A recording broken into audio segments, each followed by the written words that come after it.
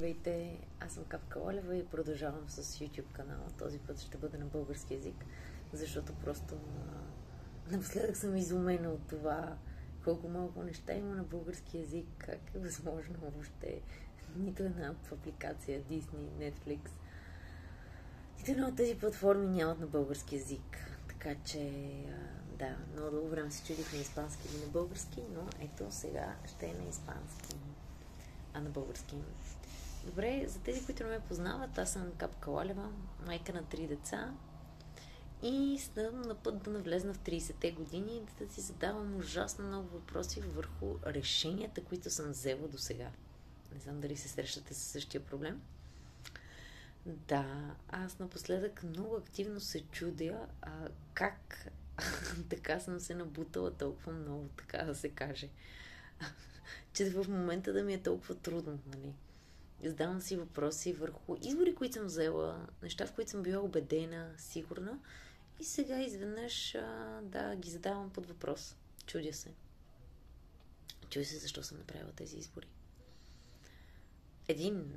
Една тема, която така е доста сериозна и може би дори би създала конфликт, е темата за ваксините. Знаете ли, че аз бях абсолютно убедена в това, че не трябва да им се слагат ваксини на децата. Аз самата нямам ваксини и съответно и моите деца. Но от едно известно време нещо започва да ме чегърта отвътре или отвънка. И започвам да си задавам въпросите всъщност защо аз съм толкова против тези ваксини. Днеска попаднах на един много готин лекар.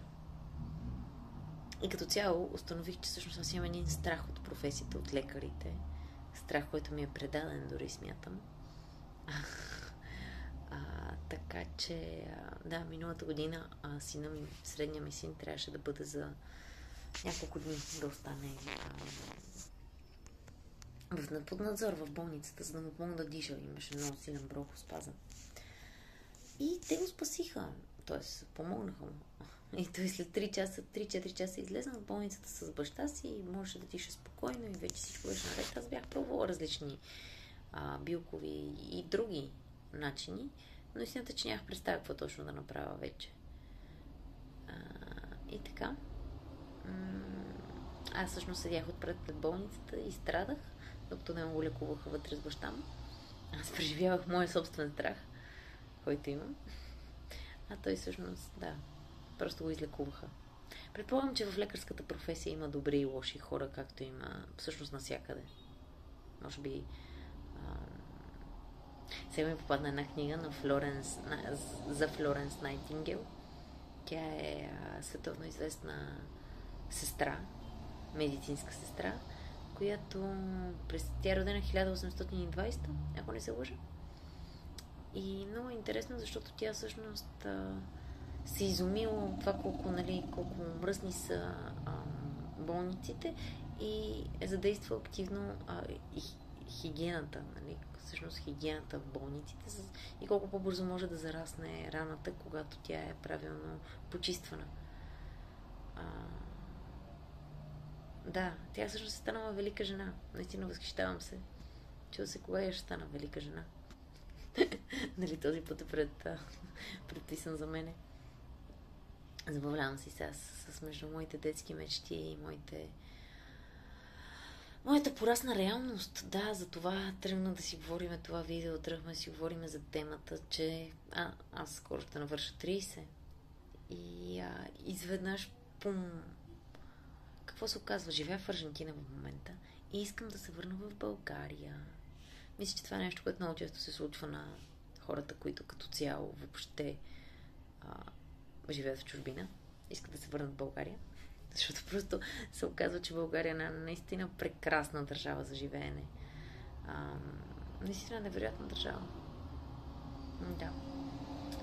Така че много бих искала да се върна в България, но срещам трудности по пътя. Защо? Защото вече не съм самия. В момента сме 5 човека. Аз, мъжа ми и 3 ни деца. И се оказва, че всъщност е скъпичко да прелетиме от едното място на другото, да установиме ново живота си, работа, училище, образование за децата и какво ще ни остава? Жилище, транспорт, нали? Общо тези всичките подточки, но аз знам, че ще се справим и ще стигнем до където искаме да стигнем. Общо взето, човек като целенасочено работи за нещо и влага енергията си в него, рано или късно то става, предполагам. Така че, да. Една книга, която много ме вдъхнови в последно време, все пак да ви я споделя.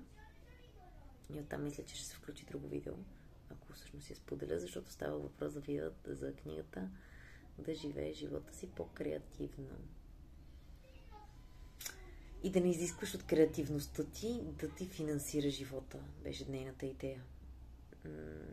Да, то вече светлината напълно се промени, но все пак, за да ви изпрата като хората, да ви благодаря, че останахте до края на видеото.